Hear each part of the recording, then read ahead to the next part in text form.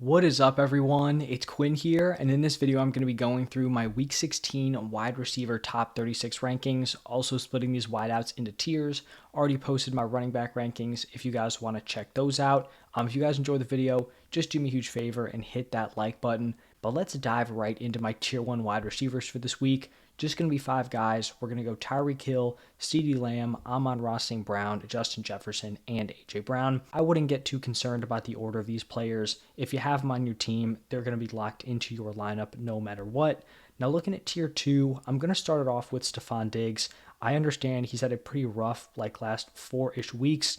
It's definitely not been pretty for fantasy. He hasn't been that high-end wide receiver one that you were expecting heading into the season. I like the matchup here against the Chargers. I think this is a nice opportunity for Stefon Diggs to kind of get right here. Then after Diggs, I'm going to go with DJ Moore. I like the matchup here against the Cardinals. In the games that Fields has played with DJ Moore, he has been a locked-in wide receiver one, so I think he's definitely deserving of being in this tier. Then I'm going to go with Debo. Had kind of a slow start to the season. It was the Brandon Ayuk show earlier on.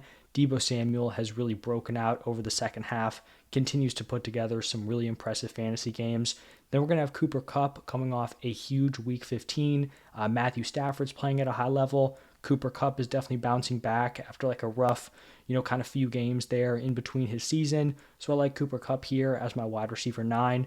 Then as my wide receiver 10, I have Mike Evans. We had the big Chris Godwin game in Week 15, but Mike Evans still put together a decent fantasy day. Also like the matchup here against this Jaguars defense. Then I'm going to have Rashee Rice, a guy who just keeps rising up these rankings. He's really only become a locked-in true wide receiver one usage-wise over the past couple of weeks, and he saw his biggest jump here in Week 15, over 90% raw participation, so he's locked in. He's the clear wide receiver one, and he's just continued to produce week after week, so I do think he belongs here as a wide receiver one for me. And then the last guy in this tier is going to be Puka Nacua, still giving you solid fantasy production, even in the games where Cooper Kupp is having these huge ceiling games. He's still very involved. I like the way this Rams offense has looked.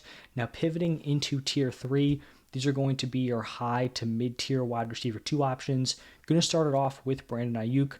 Like I mentioned for Debo, Ayuk was the guy who was dominating early on in the season.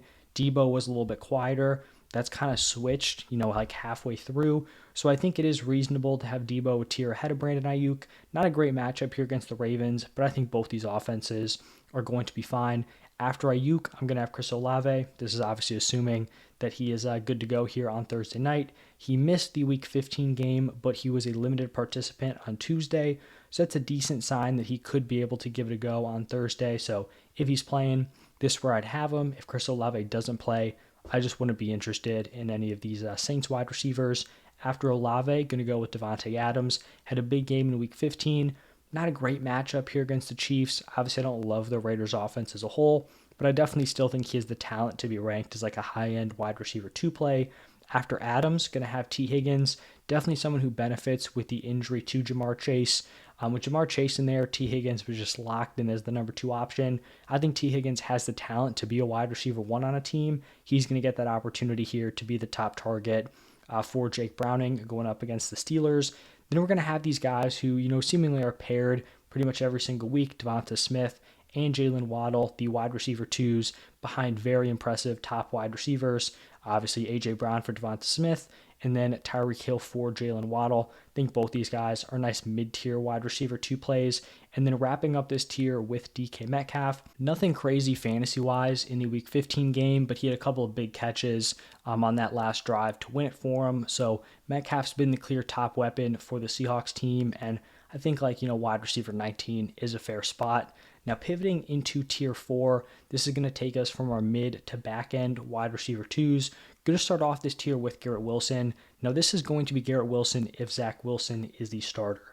So if Zach Wilson's playing, Garrett Wilson has been impressive in those games where Zach Wilson has been healthy, averaging 15 PPR points per game. That production falls off when it's not Zach Wilson. So if it's Simeon, you probably bump him more to that wide receiver 3 territory, but I think he's a top 20 wide receiver with Zach Wilson at quarterback.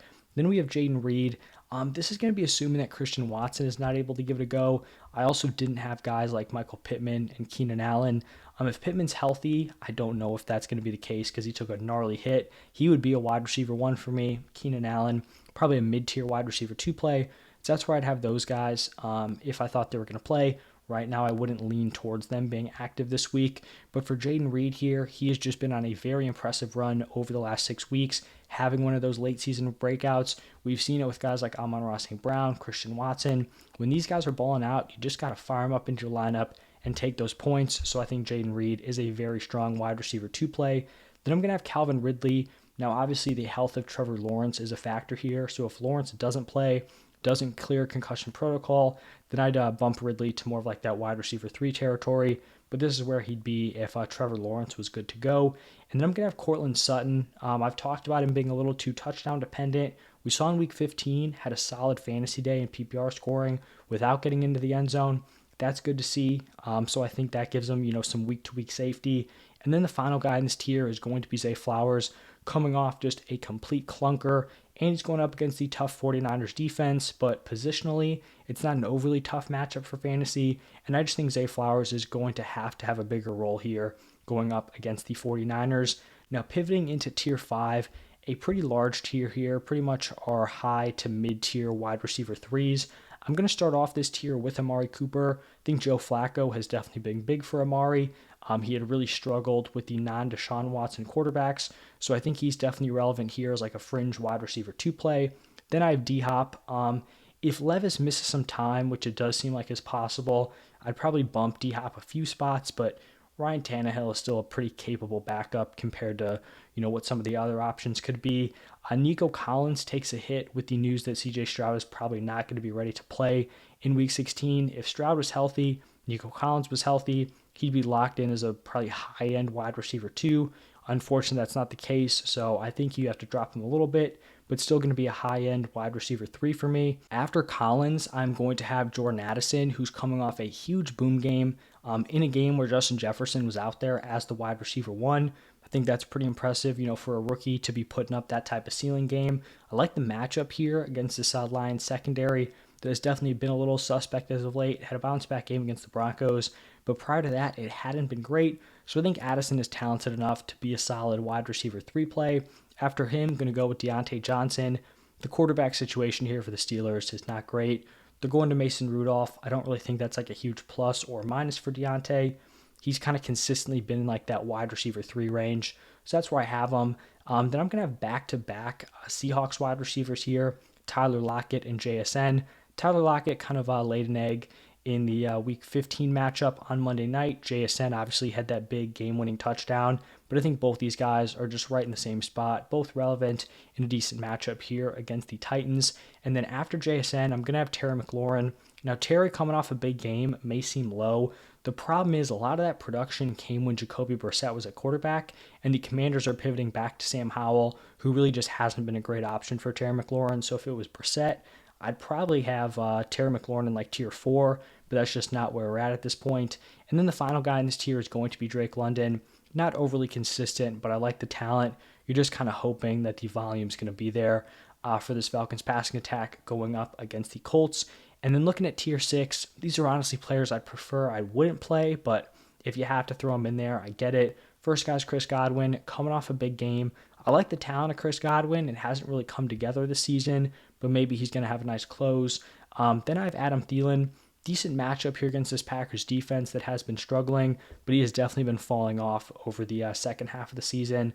And then the final guy here is going to be Joshua Palmer. I don't really love the idea of trusting weapons in this Justin Herbert-less Chargers offense, especially going up against the Bills, but Palmer delivered a solid fantasy game in Week 15. Like I said, this is assuming no Keenan Allen, so he would be operating as their wide receiver 1. So I do think it's fair for him to have this final spot. I think you could also give a shout out to a guy like Josh Downs, who could kind of fill in there. But that's going to wrap it up for my top 36 wide receivers. Hopefully you guys enjoyed the video. If you did, hit that like button, subscribe to the channel. Check out my other rankings videos. Thank you all for stopping by, and I will see you in the next one.